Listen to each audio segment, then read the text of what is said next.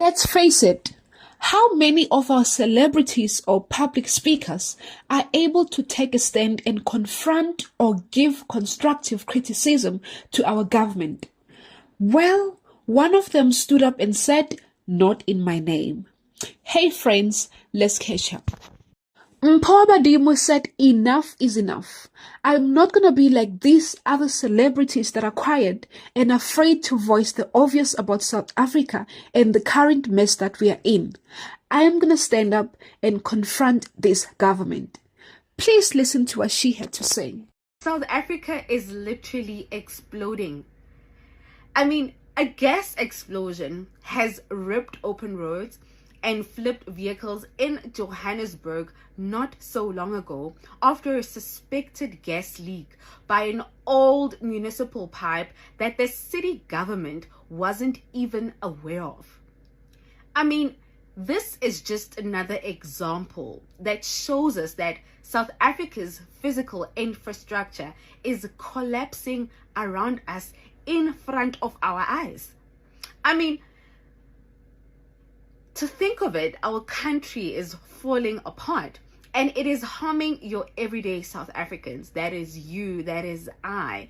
And it looks like we can't even feel safe driving our cars because you never know what is happening. Because it is said that the city government said, Uguti, no, I was not even aware that there was such a pipe under that road.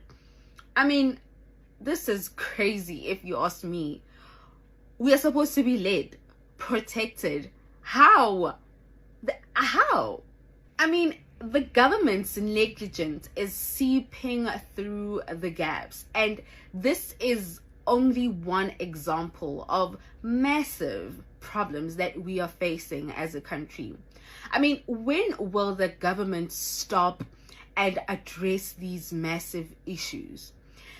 Like our country's facing. It's like everything is being swept under the carpet. Or are we not being vocal enough? Because, for example, they will put alcohol bans, hinder businesses, multiple businesses cutting down their sales. But when it comes to these serious issues, I don't see the same effort being applied. If the government wants to make a change or a difference, why don't they talk to us? Why don't they address these things? Be open. I mean, we are going through a lot of things. Pandemic, corruption, load shedding, collapsing infrastructure. Guningi, I could go on and on and on. But between you and I think it's time the government stopped wasting our time and starts addressing these issues so they can be dealt with, so effort can be applied. You know what? The government needs to listen to the people that put the government in that position. The government needs to start listening, because the people of South Africa, siyagoa, and